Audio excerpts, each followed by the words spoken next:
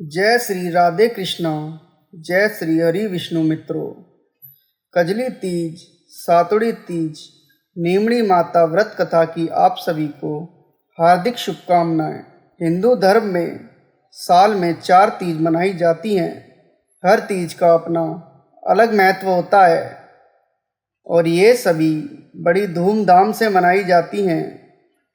तीज का महत्व औरतों के जीवन में बहुत अधिक होता है।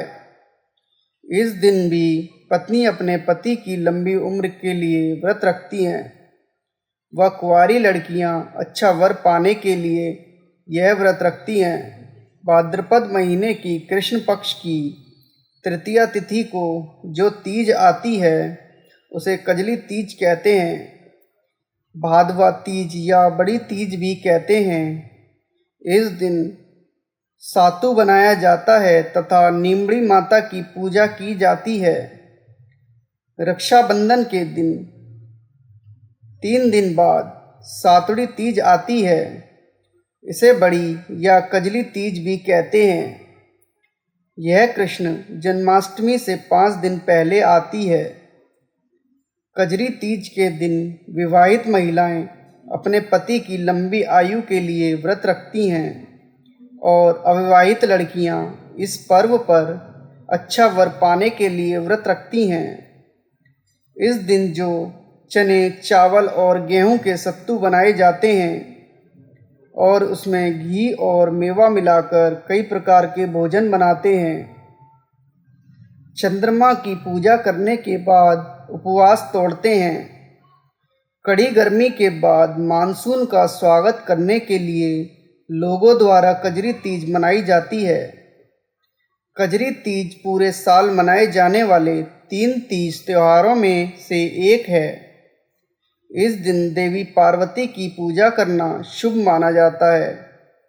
जो महिलाएं कजरी तीज पर देवी पार्वती की पूजा करती हैं उन्हें अपने पति के साथ सम्मानित संबंध होने से आशीर्वाद मिलता है।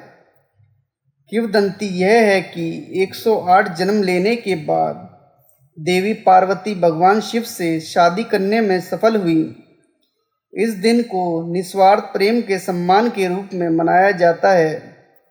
यह निस्वार्थ भक्ति थी जिसने भगवान शिव को अंततः देवी पार्वती को अपनी पत्नी के रूप में स्वीकार करने का नेतृत्व किया। कजली तीज व्रत कथा 1। पौराणिक मान्यताओं के अनुसार कजली मध्य भारत में स्थित एक घने जंगल का नाम था। जंगल के आसपास का क्षेत्र राजा दारुदरई द्वारा शासित था। वहाँ रहने वाले लोग अपने जन्म स्थान कजली के नाम पर गाने गाते थे ताकि उनकी जगह का नाम लोकप्रिय हो सके। कुछ समय पश्चात राजा दारुदरई का निधन हो गया। उनकी पत्नी रानी नागमती ने खुद को सती प्रथा में अर्पित कर दिया। इसके दुख में कजली नामक जगह के लोगों ने रानी नागमती को सम्मानित करने के लिए राग कजरी मनाना शुरू कर दिया। इसके अलावा दिन को देवी पार्वती को सम्मानित करने और उनकी पूजा करने के लिए मनाया जाता है, क्योंकि यह तीज अपने पति के लिए एक महिला देवी पार्वती की भक्ति और समर्पण को दर्शाती है। देवी पार्वती भगवान शिव से शादी करने की इच्छुक थी। शिव ने पार्वती से उनकी भक्ति साबित करने के लिए कहा। पार्वती ने शिव द्वारा स्वीकार करने से पहले 108 साल एक तपस्या करके अपनी भक्ति साबित की। भगवान शिव और पार्वती का दिव्य संग भाद्रपद महीने के कृष्ण पक्ष के दौरान हुआ। यही दिन कजरी तीज के रूप में जाना जाने लगा। इसलिए बड़ी तीज या कजरी तीज के दिन देवी पार्वती की पूजा करने के लिए बहुत शुभ माना जाता है। कजली तीज व्रत कथा 2। एक गांव में एक ब्राह्मण रहता था जो बहुत गरीब था। उसके साथ उसकी पत्नी ब्राह्मणी भी रहती थी। इस दौरान भाद्रपद महीने की कजली तीज आई। ब्राह्मणी ने तीज माता का व्रत किया। उसने अपने पति यानी ब्राह्मण से कहा कि उसने तीज माता का व्रत रखा है, उसे चने का सत्तू चाहिए, कहीं से ले आओ। ब्राह्मण ने ब्राह्मणी को बोला कि वो सत्तू कहाँ से लाएगा। इस पर ब्राह्मणी ने कहा कि उसे सत्तू चाहिए, फिर चाहे वो चोरी करे या डाका डाले, लेकिन उसके लिए सत्तू लेकर आए। रात का समय था। ब्राह्मण घर से निकलकर साहूकार की दुकान में घुस गया। उसने साहूकार की दुकान से चने की दाल, घी, शक्कर लिया और 1.25 किलो तौल लिया। फिर इन सब से सत्तू बना लिया। जैसे ही वो जाने लगा, वैसे ही आवाज़ सुनकर दुकान के सभी नौकर जाग गए। सभी जोर जोर से चोर चोर चिल्लाने लगे। इतने में ही साहूकार आया और ब्राह्मण को पकड़ लिया।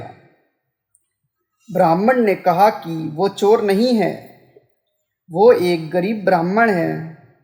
उसकी पत्नी ने तीज माता का व्रत किया है, इसलिए सिर्फ यह 1.25 किलो का सत्तू बनाकर ले जाने आया था। जब साहूकार ने ब्राह्मण की तलाशी ली तो उसके पास से सत्तू के अलावा और कुछ नहीं मिला। उधर चांद निकल आया था और ब्राह्मणी सत्तू का इंतज़ार कर रही थी। साहूकार ने ब्राह्मण से कहा कि आज से वो उसकी पत्नी को अपनी धर्म बहन मानेगा। उसने ब्राह्मण को सत्तू, गहने, रुपए, मेहंदी, लच्छा और बहुत सारा धन देकर दुकान से विदा किया। फिर सबने मिलकर कजली माता की पूजा की। जिस तरह से ब्राह्मण के दिन सुखमय हो गए, ठीक वैसे ही कजली माता की कृपा से सबके दिन सुखमय हो जाएं। कजली माता की व्रत कथा 3। एक सास और बहू थी। बहू के कोई संतान नहीं थी। एक दिन सास और बहू अपनी पड़ोसन के घर गई। तब उन्होंने देखा कि पड़ोसन के घर नीमड़ी माता की पूजा हो रही है। तब सास ने अपनी पड़ोसन से पूछा कि नीमड़ी माता की पूजा करने से क्या होता है। पड़ोसन ने कहा कि नीमड़ी माता की पूजा और व्रत के दिन नीमड़ी माता की कहानी सुनने से मनुष्य की सभी इच्छाएं पूरी होती हैं। तब सास ने कहा कि यदि मेरी बहू गर्भवती हो जाएगी तो मैं नीमड़ी माता को 1.25 सेर का पिंड चढ़ाऊंगी और भादुड़ी तीज का व्रत करूंगी। कुछ दिनों के बाद बहू गर्भवती हो गई। तब उसके सास ने कहा कि यदि मेरी बहू के लड़का हो जाए तो मैं 5.25 सेर का पिंडा चढ़ाऊंगी। तब उसकी बहू ने एक सुंदर बालक को जन्म दिया। जब अगले साल तीज आई तो सास ने पुनः कह दिया कि जब इसका विवाह हो जाएगा तब 1.25 मन का पिंडा चढ़ाऊंगी। कुछ दिनों बाद उस लड़के का विवाह भी हो गया। जब तीज का त्यौहार आया तो सास बहू दोनों अपनी नई बहू को लेकर नीमड़ी माता की पूजा करने गई। सब लोगों ने तो पूजा कर ली, लेकिन जब ये दोनों पूजा करने लगी तो नीमड़ी माता दूर की खिसक गई। यह जितना पास जाती नीमड़ी माता उतना ही दूर खिसक जाती। जब नीमड़ी माता ने उनकी पूजा स्वीकार नहीं की तब कुछ औरतों ने उनसे कहा कि आपने नीमड़ी माता को कुछ चढ़ाने के लिए बोला है क्या? तब सास ने कहा कि हाँ, बोला तो था। तब उन औरतों ने कहा कि पहले बोली हुई इच्छा पूरी करो, तब ही नीमड़ी माता पूजा स्वीकार करेंगी। तब सास और बहू घर जाकर 1.25 मन का पिंडा बनाया और गाजे बाजे के साथ गीत गाते हुए नीमड़ी माता की पूजा की। नीमड़ी माता की कहानी सुनी। माता भक्ति व श्रद्धा देकर प्रसन्न हो गई। बहू ने नीमड़ी माता का पूजन किया और चांद को अर्घ दिया।